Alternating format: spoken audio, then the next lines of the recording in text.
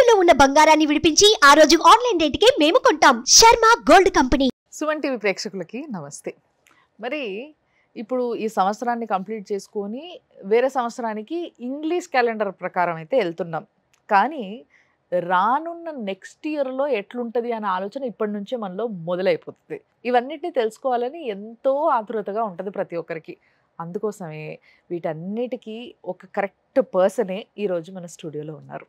ఆయన్నే అయ్యప్ప శ్రీకృష్ణ సుధీ గారు. సో ఆ గురువుగారితోనే అడిగి తెలుసుకొని మరి అన్ని పరిస్థితులు ఏ విధంగా ఉండబోతున్నాయి, అనుకూలంగా ఉండబోతున్నాయా లేకపోతే ఏమన్నా విజృంభించబోతున్నాయా, ఇవన్నీ తెలుసుకోవడానికి నేను ఇక్కడ ఉన్నా. మరి గురుగారితో మాట్లాడి తెలుసుకుందాం. నమస్తే గురుగారు. నమస్కారం అండి. గురుగారు, నిజంగా ఇవన్నీ తెలుసుకోవాలంటేనే ఫస్ట్ కొంచెం భయంగానే ఉంది నిజం చెప్పాలంటే. ఎందుకంటే పరిస్థితులు ఆల్రెడీ కొంచెం అల్లకల్లోలంగా ఉన్నాయి, రాష్ట్రంలో కావచ్చు, దేశంలో కావచ్చు. సో కొన్ని పొలిటికల్గా అంటే రాజకీయంగా కూడా కొన్ని మార్పులు రావచ్చు అనేవి కూడా కొంతమంది అంటూ మాట్లాడుకుంటూ ఉన్నారు రాజకీయవేత్తలు. సో మీరేమంటారు అనేది ఇప్పుడు మాకు చాలా ఇంపార్టెంట్. కాబట్టి మొదట నాకు ఒక్కసారి చెప్పండి, ఫస్ట్ మన రాష్ట్రం గురించి మాట్లాడుకుందాం, తర్వాత ఆంధ్రప్రదేశ్, తెలంగాణ ఏంటి పరిస్థితి అంటారు, ఎలా ఉండబోతుంది అంటారు కొత్త సంవత్సరం? ముందుగా మీకు ప్రేక్షకులకి నూతన సంవత్సర శుభాకాంక్షలు. 2025వ సంవత్సరం అందరికీ బాగుండాలి, అందరికీ మంచి జరగాలి, అందరి జీవితంలోనూ పురోభివృద్ధి కావాలి థ్యాంక్ యూ గురుగారు, థ్యాంక్ యూ అని కోరుకుంటూ, ముఖ్యంగా తెలుగు రాష్ట్రాల యొక్క భవిష్యత్తు 2025 2024తో పోలిస్తే చాలా బాగుంటుంది. అమ్మా ఫస్ట్ కొంచెం రిలీఫ్ దొరికింది నాకు.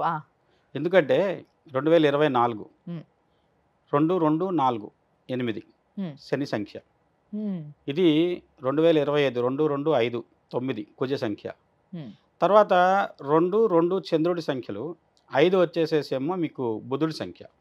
వ్యాపారపరమైన వృద్ధి ఎక్కువ కనపడేటువంటి సంవత్సరం.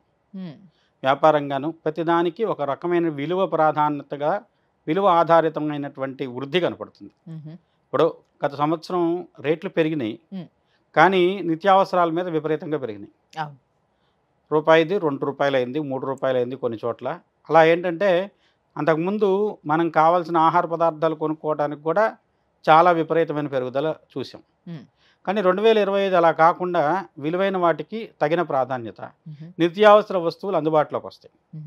అలానే తెలుగు రాష్ట్రాలకి, ముఖ్యంగా తెలంగాణ గురించి మాట్లాడితే, తెలంగాణ భవిష్యత్తు పరంగా చూసుకున్నట్లయితే స్తబ్దత వాతావరణం నుంచి మళ్ళీ పురోగమనం ప్రారంభమవుతుంది. ఏ రంగమైనా కావచ్చు, అది ఫార్మా కావచ్చు, రియల్ ఎస్టేట్ కావచ్చు, లేదంటే వచ్చేసేసి గత సంవత్సరం వ్యక్తులు కాదు కారణం, 8 సంఖ్య శనికి సంఖ్య, శని మందగతిని సూచిస్తాడు. అందువల్ల రియల్ ఎస్టేట్ ముఖ్యంగా మాట్లాడుకుంటే హైదరాబాద్ చుట్టుపక్కల ప్రాంతం మొత్తం కూడా ఒక రకమైన స్తబ్దమైన వాతావరణం ఏర్పడింది, పెరుగుదల లేదు. అందులో కట్టినటువంటి చాలా భవన సముదాయాలు కూడా సరైనటువంటి రేట్లు లేకుండా వ్యాపారపరమైనటువంటి కదలికలు లేక అది ఆగిపోయినటువంటి పరిస్థితి, లేదంటే అమ్ముడు పోకుండా ఉన్నటువంటి పరిస్థితి. దాంట్లో ఖచ్చితంగా మార్పు వస్తుంది. ఇది 2025 ఇచ్చేటువంటి కొంత బెటర్గా ఉంటాయి అంటారు, చాలా బాగుంటుంది. అంటే ఒకటండి, ఎవరి దగ్గర అయినా సరే డబ్బులు ఏదో రూపంలో వస్తూ పోతూ ఉంటేనే మనకి మార్కెట్ అనేది కదలికలు ఉంటాయి. కరెక్ట్. తర్వాత మీరు స్పెక్యులేషన్గా ఉండేటువంటి మార్కెట్లు కూడా చాలా వరకు ఇబ్బందులకు కుదిరైనాయి. ఒకసారిగా విపరీతంగా రేట్లు పెరగడం, బంగారం కానివ్వండి, లేదంటే వచ్చేసే స్పెక్యులేషన్ కూడా అప్ అండ్ డౌన్స్ ఎక్కువ చూశారు, రకరకాల కారణాలు. ఇక్కడ ప్రభుత్వాలు కూడా, ఇప్పుడు కేంద్రంలో అధికారంలోకి వచ్చిన ప్రభుత్వం, గత ప్రభుత్వం వచ్చినప్పుడు కూడా సుస్థిరంగాను అంతకుముందు ఉన్నటువంటి మెజారిటీ లేదు. రాష్ట్రంలో ఉన్నటువంటి వ్యక్తులకు కూడా ఒక రకమైనటువంటి చేద్దామన్నా చేయలేనటువంటి పరిస్థితిగా ఉందని చెప్పచ్చు. దాంట్లో కొన్ని మార్పులు, కొన్ని చోట్ల కొంతమంది వ్యక్తుల యొక్క అధికార మార్పు కూడా జరగడానికి అవకాశం ఉందని చెప్పచ్చు. ఇప్పుడు ఎవరు ఏంటి అనే దానికంటే వాళ్ళ వ్యక్తిగత జాతకం వచ్చినప్పుడు మాట్లాడుకోవచ్చు. కానీ వ్యక్తులుగా ఉన్నటువంటి అధికారంలో ఉన్నటువంటి వ్యక్తులు కొంతమంది మారి కొత్త వ్యక్తులు అధికారంలోకి రావడానికి ఆస్కారం కలిగించేటువంటి తెలంగాణలో లేదు. కొంతమంది కొత్త వ్యక్తులకు ఇప్పుడు మంత్రివర్గ విస్తరణ లాంటివి జరిగి కొత్త వ్యక్తులకు పదవులు రావచ్చు. ఇలాంటి వాటికి 2025 మంచి వేదిక అవుతుంది. ఏదైనా యువకుల్లో మంచి ఉత్సాహం, ఆశ ఇవైతే ఏర్పడతాయి. అలాగనే ఇంకొక విశేషం ఏమిటంటే, ఇప్పుడు ఉన్న సంవత్సరంలో జరిగేటువంటి, మీరు గమనిస్తే 25 శతాబ్ద కాలాన్ని ఒక యూనిట్గా తీసుకుంటే 25 సంవత్సరాలు గడిచిపోయినాయి. అంటే ఒక పావు వంతు గడిచిపోయింది. అంటే కాలం అనే కన్యకు 25 సంవత్సరాలు ప్రౌఢత్వం వచ్చింది కాబట్టి ఆ ప్రౌఢత్వంలో ఉన్నటువంటి స్త్రీ ఏదైతే ఉందో అది కొంత అన్నీ తెలిసినటువంటి వ్యక్తిగా, ఎవరికి ఏం కావాలో అది అందించేటువంటి వ్యక్తిగా ఉండేటువంటి పరిస్థితులు 2025వ సంవత్సరం మనకు అందిస్తున్నది. అంటే అసంతృప్తులు చాలా వరకు తొలగించబడతాయి. ఓకే. అది వ్యక్తుల్లో కావచ్చు, సమాజంలో కావచ్చు, వర్గాల్లో కావచ్చు, కులాల్లో కావచ్చు, మతాల్లో కావచ్చు. గత సంవత్సరం చాలా చోట్ల విపరీతమైన ధోరణులు ప్రబలినటువంటి విపరీత ధోరణుల్లో సామరస్యత లేకుంటే ఒక సమతుల్యత ఏర్పడుతుంది. భక్తిభావం జనాల్లో పెరుగుతుంది. ఆ భక్తి వల్ల జనాల్లో చాలామంది వచ్చేసేసి పాప భీతి కలుగుతుంది. తప్పు చేయకూడదు, లేదంటే తప్పు చేస్తే ఏదో రకమైనటువంటి ఇబ్బందులు ఉన్నాయి. ఆ పాప భీతి వల్ల చాలామంది ఏమైందిలే, ఎవరు చూస్తున్నారులే అనే చేసేటువంటి పనులు ఆగుతాయి. తద్వారా వచ్చేసి కొంత నేరాల సంఖ్య కానివ్వండి, లేకుంటే సరైనటువంటి వ్యక్తిగతంగా సరైనటువంటి కార్యక్రమం ఉంటే ఆ పనిలో నిమగ్నత ఏర్పడుతుంది. దానికి కుజుడు కారకుడు అవుతాడు. అలానే కొన్ని వ్యవస్థలు బలీయం అవుతాయి. పోలీస్ వ్యవస్థ కానివ్వండి, లేకుంటే వచ్చేసి రక్షణ సంబంధమైన వ్యవస్థలు బలీయంగా మారుతాయి. నేరాల సంఖ్యలు తదనుగుణంగా తగ్గుతాయి. ఆ విషయంలో 2025 మనకు చాలా మేలు చేసే సంవత్సరం. ఒక పాత తరానికి కొత్త తరానికి మధ్యస్థంగా ఉండేటువంటి మార్పులకు నాంది అయ్యేటువంటి సంవత్సరంగా 2025 చెప్పచ్చు. కొంచెం రిలాక్సేషన్ వస్తుంది అన్నట్టు మొత్తం మీద మీరు చెప్పిన దాన్ని వింటుంటే అయితే నాకు ఓకే, లాస్ట్ ఇయర్ కన్నా కూడా అన్ని షాకులు, అన్ని ఆశ్చర్యపోయే విషయాల కన్నా కూడా కొంచెం బెటర్గా ఉంటుంది, చాలా బాగుంటుంది. ప్రయాణం కూడా చాలా సులభతరం అవుతుంది. విదేశాలకు ప్రయాణాలు కానివ్వండి, విదేశాల నుంచి ఇక్కడ రావడానికి కానివ్వండి, అడ్డంకులు కానివ్వండి, లేదంటే కస్టమ్స్ సంబంధించినటువంటి చెకింగ్లు కానీ వాటి విషయంలో సులభతరమైనటువంటి మార్పులు జరుగుతాయి. తద్వారా ఏంటంటే ప్రయాణపరమైనటువంటిది, ప్రయాణాల్లో రాకపోకల పరంగా ఉండేటువంటి ఇబ్బందులు తొలగి సౌఖ్యవంతమైన ప్రయాణాలు జరుగుతాయి. ఓకే. సో మరి ఆంధ్రప్రదేశ్కి వస్తే, ఆంధ్రప్రదేశ్ అనేది ఇప్పుడు కొత్తగా చిగురిస్తూ చాలా అద్భుతంగా అడుగులేస్తూ ముందుకెళ్తున్న రాష్ట్రం. మరి ఈ రాష్ట్రం పరిస్థితి ఎలా ఉంటుందంటారు? అక్కడ నాయకుల పరిస్థితి ఎలా ఉంటుందంటారు? ఆంధ్రప్రదేశ్ పరిస్థితుల్లో కొన్ని ఇబ్బందులు గోచరిస్తున్నాయి. ముఖ్యంగా వచ్చేసేసి అక్కడ అధికారంలో ఉన్న వ్యక్తికి కానివ్వండి, రాష్ట్రానికి కానివ్వండి కొంత ఇబ్బందికరమైన వాతావరణం, అనారోగ్య సూచనలు అధికారంలో ఉన్నటువంటి వ్యక్తులకి, ఎవరో ప్రముఖమైన వ్యక్తికి అలాంటి దానికి ఆస్కారం ఉన్నది ఒకటి. తర్వాత ఆంధ్రప్రదేశ్ని రేవతి నక్షత్రం సూచిస్తుంది. రేవతి నక్షత్రం మీనరాశిలోకి వస్తుంది. మార్చి 29 నుంచి శని మీనరాశిలో ప్రవేశిస్తున్నాడు. అలాగనే వచ్చేసి రాహు మీనరాశి నుంచి వచ్చేసేసి మేలో వచ్చేసేసి మన కుంభరాశిలోకి వెళ్తాడు. అలానే గురుడు యొక్క స్థితి జూన్ తర్వాత ఆ రాశి నుంచి అర్ధాష్టమంలోకి వెళ్తాడు. తద్వారా కొన్ని బలీయమైనటువంటి శక్తులు ప్రతిఘటనను ఎదుర్కోవాల్సినటువంటి పరిస్థితి. సామరస్యంగా ఉన్నటువంటి వ్యక్తులతో సామరస్యం చెడుతుంది. అది కేంద్ర ప్రభుత్వం కావచ్చు, లేకుంటే వచ్చేసి కొంత అంతర్గతంగా ఉన్న వ్యక్తుల్లో కావచ్చు. తద్వారా వచ్చేసి కొంత ఘర్షణాపూరితమైన వాతావరణం వ్యక్తుల మధ్య కానీ శక్తుల మధ్య కానీ ఏర్పడటానికి అవకాశం ఉంది. ఈ విధమైన పరిస్థితుల్లో రాష్ట్రం ఆర్థికంగా మటుకు బాగుందని చెప్పచ్చు. ఎందుకంటే రాహు యొక్క స్థితి మార్పు వల్ల మే తర్వాత పురోగమనం అధికంగా ఉంది. సో ఈ లెక్కన వాళ్ళ యొక్క క్యాపిటల్ ఏదైతే అమరావతి ఉందో ఇది బాగా అభివృద్ధి చెందుతుందంటారా? అమరావతికి అభివృద్ధి సూచనలు ఉన్నాయి. దాని పరంగా ఏమి ఇబ్బంది ఉండకపోవచ్చు. ఎందుకంటే వ్యయ స్థానంలో ఉన్నటువంటి గ్రహాలు కొంత రాశిలో ప్రవేశించడం, అందులో జలరాశుల్లో శని విశేషమైన ఫలితాలు, విపరీతమైన ఫలితాలు ఇస్తాయి. అంటే శని ఎక్కడైనా ఉంటే అక్కడ చెడు జరగాలి, కానీ ఆ పరిస్థితుల్లో మీకు శని కొంత మేలు చేసేటువంటి అవకాశం ఉంది. వ్యయంలో ఉన్న శని కంటే మనకు అందులో రాహుపీడ కూడా మారి కుంభంలోకి వెళ్ళటం వల్ల కూడా కుంభరాహు కొంత విశేషమైన ఫలితాలు ఇస్తాడు. అంటే కుంభంలో రాహును ఆకస్మికంగా వృద్ధి ఇస్తాడు చాలా జాతకాల్లో చూస్తే. అది దేశీయకాల పరిస్థితుల్లో కూడా వాళ్ళకి కలిసి వచ్చే అంశంగా చెప్పవచ్చు. ఆర్థిక పరమైనటువంటి లావాదేవీలు అధికంగా జరుగుతాయి, ఆర్థిక వృద్ధి ఉంటుంది. కానీ ఆర్థిక వృద్ధి కొంత విశృంఖలతకు లేకుంటే వ్యక్తుల్ని కానీ చట్టాలను కానీ అధిగమించేలా వ్యక్తుల్ని ప్రేరేపించే అవకాశం. ఆ పరంగా అక్కడ కొన్ని విధ్వంసకరమైనటువంటివో లేకుంటే కొంత విశృంఖలతతో కూడుకున్నటువంటి పరిస్థితిలో ఏర్పడి కొంత జన నష్టం కానివ్వండి, ఆస్తి నష్టాలు కానీ సంభవించేటువంటి అవకాశం. ఓకే. సో మామూలుగా జనుల పరిస్థితి ఏంటంటారు మరి ఆంధ్రాలో? ఆర్థికంగా బాగుంటే సగం బాగున్నట్టే లెక్క. ఆరోగ్య పరిస్థితులు కొంత ఎదుర్కోవాల్సిన పరిస్థితి ఉంది. ప్రకృతి నుంచి కొన్ని ఇబ్బందులు వస్తాయి. అంటే ప్రకృతి నుంచి వచ్చేటువంటి నేచురల్ కెలామిటీస్, తుఫాన్లు లాంటివి. అయితే మార్చిలో కూడా 2 గ్రహణాలు ఉన్నాయి. రాబోయే 2025 మార్చిలో 14 ఒకటి 29 ఒకటి. ఈ 2 గ్రహణాలు మనకు కొంత ఇబ్బందిని కలిగించేటువంటి అవకాశం ఉంది. మీనరాశిలో సూర్యగ్రహణం, అది కొంత ఇబ్బంది ఇచ్చేటువంటి అవకాశం. తదనుగుణంగా సూర్యుడు మీనరాశిలో ఉన్నప్పుడు మీనరాశి వచ్చేసి కొంత ఆంధ్రప్రదేశ్ని సూచిస్తుంది కాబట్టి రేవతి నక్షత్రం.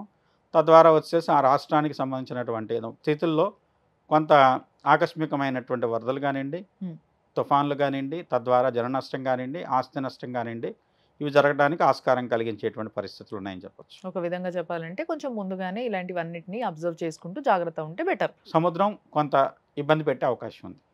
Okay okay. అంటే తీర ప్రాంతం ఎక్కువ ఉంది కాబట్టి అవును. తీర ప్రాంతం ఎక్కువ ఉన్న రాష్ట్రాలకు ఇంకా వచ్చే సూర్యగ్రహణం కొంత ఇబ్బంది కలిగించేది మీనరాశిలో కాబట్టి, అందువల్ల దాని అనుగుణంగా కొంచెం ఇబ్బందులు ఉంటాయని చెప్పొచ్చు. మరి 29వ తారీఖున ఇంకొక గ్రహణం ఉంది అన్నారు కదా? 29 వచ్చేసేసి 29 సూర్యగ్రహణం అండి. ఓకే. మార్చి 29, 14 చంద్రగ్రహణం. ఓకే. సో 29 తారీఖున వచ్చే ఆ సూర్యగ్రహణం వల్ల కొంత ఇబ్బందులు అయితే ఉన్నాయి. కాబట్టి దీన్ని కొంచెం బ్రెయిన్లో పెట్టుకొని మనం కొంచెం జాగ్రత్తగా ఉంటే బెటర్. ముఖ్యంగా తీర ప్రాంతంలో ఉండే వాళ్ళకి ముందుగానే ఒక చిన్న అలర్ట్ అన్నట్టు ఇది. మరి దేశం గురించి ఆలోచిద్దాం గురుగారు ఒక్కసారి. అంటే ఇది చాలా పెద్దది, ఓవరాల్గా అందరినీ కన్సిడర్ చేస్తూ చెప్పాల్సి ఉంటుంది దీంట్లో. మరి దేశం పరిస్థితి ఏ విధంగా ఉంటుంది? ఆర్థిక పరిస్థితి కానీ, రాజకీయ పరిస్థితి కానీ.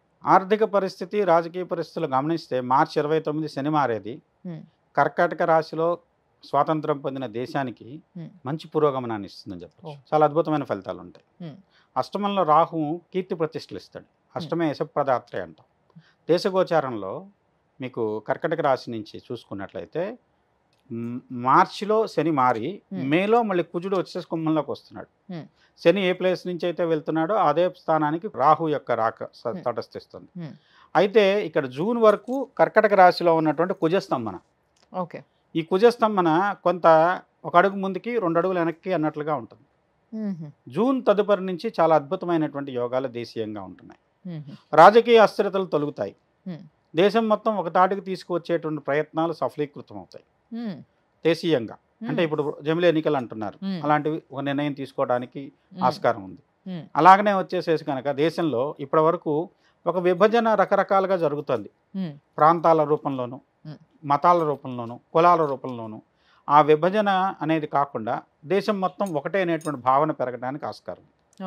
ఎందుకంటే కుటుంబం సర్వతోముఖాభివృద్ధి అది దేశంలో కనపడితే అది ప్రతి కుటుంబం ఆనందంతో ఉంటుంది. ప్రతి కుటుంబం ఆనందంతో ఉంటే ప్రతి వ్యక్తి ఆనందంతో ఉంటాడు. ఆ విధంగా ఏంటంటే దేశీయంగా వచ్చేటువంటి కొన్ని అంతర్జాతీయంగా ఉంచేటువంటి మార్పులు భారతదేశ పురోగమనానికి దోహదపడుతున్నాయి. ఒక రకంగా చెప్పాలంటే ఉజ్వలమైనటువంటి మార్గంలోనే దేశం 2025లో పయనిస్తుంది. అధికారంగా సుస్థిరత ఏర్పడటానికి అవకాశం ఉంది. అది వ్యక్తుల పరంగా కాకుండా ఒక రకమైనటువంటి అధికార సుస్థిరతకు దోహదపడేటువంటి కొన్ని శక్తులు బలీయంగా తోడ్పడుతూ ఉన్నాయని చెప్పచ్చు. ఎందుకంటే ఇప్పటి వరకు 2.5 సంవత్సరాలు శని మనం పీడించాడు దేశీయంగా అష్టమ స్థానంలో ఉండి. అతను భాగ్యంలోకి వెళ్తున్నాడు. అలానే వచ్చేసి గురుడు యొక్క స్థితి లాభంలో ఉంది. ఇది జూన్ వరకు ఉంటాడు. తర్వాత కుజుడు జూన్ నుంచి ధనస్థానంలోకి వెళ్తాడు. ఇవన్నీ ఏంటంటే కుజుడు ఒక గ్రహం ఒక పేరు ఉంటే ఇంకో గ్రహం దాని నుంచి ఏదో రకమైనటువంటి అనుకూలతమైనటువంటి వాతావరణంలోకి మారుతుంది. తదనుగుణంగా వచ్చేసి దేశీయంగా కొన్ని మార్పులు వస్తున్నాయి. అయితే జూన్ వరకు కొంత ఘర్షణపూరితమైన వాతావరణం ఉంది. మనకు సరిహద్దు దేశాల్లో జరిగేటువంటి కొన్ని సంఘటనలు దేశీయంగా చాలా మార్పులకు దోహదకారి అవుతున్నాయి. అంటే మనకు ఫేవర్గానే ఉంటాయి, మనకు అనుకూలంగానే ఉన్నాయి. కానీ మనం కూడా కొంత దాంతోపాటు కొంత బాధపడి దాన్ని మనం చేతిలోకి తీసుకొని తదనుగుణంగా చర్యలు గైకుంటేనే ఆ చర్యల వల్ల వచ్చే ఫలితాలు వాళ్ళకు భయం కలిగిస్తాయి, మనకు నమ్మకం కలిగిస్తాయి. Okay okay. సో ఈ లెక్కన ఈ సంవత్సరం ఏదైనా అంటే ఎప్పటికీ గుర్తుండిపోయేలా జరగబోయేది ఏదైనా ఉందంటారా? ప్రపంచ దేశాల్లో వచ్చేటువంటి మార్పులు భారతదేశాన్ని ఒక ప్రముఖ శక్తిగా నిలబెడతాయి. ప్రపంచ దేశాల్లో ముఖ్యంగా ఏంటంటే ఇప్పుడు ప్రపంచాన్ని శాసిస్తున్న 2 శక్తులండి, రష్యా ఒకటి, అమెరికా ఒకటి. ఇవాళకి కూడా రష్యా అనేది కొంత బలీయంగానే ఉన్న పరిస్థితి, అణ్వాయుధాల పరంగా కానివ్వండి అది కానీ. ఈ 2 దేశాలకు సంబంధించినటువంటి ఒకళ్ళ వ్యక్తికి తీవ్రమైనటువంటి గండం ఉంది. ఇది నేను చెప్పే మాట కూడా కాదు, ప్రఖ్యాతి పొందినటువంటి యూరోపియన్ ఆస్ట్రాలజర్స్ కూడా చెప్పారు. ద బిగ్గెస్ట్ ఓక్ tree of the Eurasia should be fallen అన్నాడు. అంటే మీకు యూరోప్లో ఉన్నటువంటి ఫ్రాన్స్లో ఉన్నటువంటి ఈఫిల్ టవర్ను చూస్తే ఓక్ ట్రీ లాగానే ఉంటుంది. అది మేబీ జరిగేటువంటి ఘర్షణపూరితమైన వాతావరణంలో కూలవచ్చు. అది దేశాల మధ్య యుద్ధానికి రాబోయే గ్రహణాలు కారణమవుతున్నాయి. దాంట్లో భారతదేశం వచ్చేసేసి ఒక విశిష్టమైన స్థానాన్ని పొందడానికి అవకాశం. ప్రపంచ శాంతికి సంబంధించిన విషయాల్లో భారతదేశం మధ్యవర్తిత్వ పాత్ర కానివ్వండి, లేదా ఒక క్రియాశీలకమైన పాత్రను పోషించి ప్రపంచ దేశాల మధ్య ఒక సమతుల్యమైన వాతావరణాన్ని తీసుకురావడానికి దోహదకారి అయ్యేటువంటి పరిస్థితులు కనపడుతుంది. తద్వారా దేశం ఒక ప్రముఖ స్థానాన్ని, ఎందుకంటే ఇక్కడ రాజకీయ నాయకులు కానీ లేకుంటే వచ్చేసి అధికారంలో వ్యక్తులు కానీ ఆలోచించాల్సింది ఇంట గెలిచి రచ్చగలవాలి. ఇంట్లో వాతావరణాన్ని సరిదిద్దుకోలేని పరిస్థితుల్లో గత సంవత్సరం మొత్తం గడిచింది. కారణాలు ఏవైనా కావచ్చు. కానీ బయట వాతావరణం భారతదేశానికి ప్రాధాన్యత పెరిగింది కానివ్వండి, అంతర్గతంగా ఉన్నటువంటి పరిస్థితులను సరిదిద్దుకున్నట్లయితే 2 చోట్ల ఇంటా బయట విజయం సాధించేటువంటి అవకాశాలు ఉన్నాయి. దానికి ప్రభుత్వం కొంత చర్యలు గొయ్యుకునేటువంటి పరిస్థితులు కనపడుతున్నాయి. ఎందుకంటే కుజుడు చాలా క్రియాశీలకమైన పాత్రను పోషిస్తాడు. ఆ కుజుడు కుజస్తంభంలో ఉన్నాడు, అది చతుర్థ స్థానం. చతుర్థ స్థానం మామూలుగా ఏం చెప్తామంటే వృద్ధిని, లేదంటే వచ్చేసి పాతాళ స్థానం, రహస్యమైనటువంటి చర్యలు. ఆ రహస్య చర్యల ద్వారా దేశీయమైనటువంటి అంతర్గతమైనటువంటి వ్యవస్థ బలీయమైన వ్యవస్థగా మారుతుంది. తద్వారా అంతర్గతంగా దేశంలో ఉండేటువంటి వ్యవస్థలో మార్పులు కానివ్వండి, అలా విధంగా వచ్చే సుస్థిరమైనటువంటి పరిపాలనపరమైనటువంటి మార్పులు కానివ్వండి వచ్చి దేశాన్ని అంతర్జాతీయంగా మంచి స్థితిలో నిలబెట్టడానికి అవకాశం. ఓకే.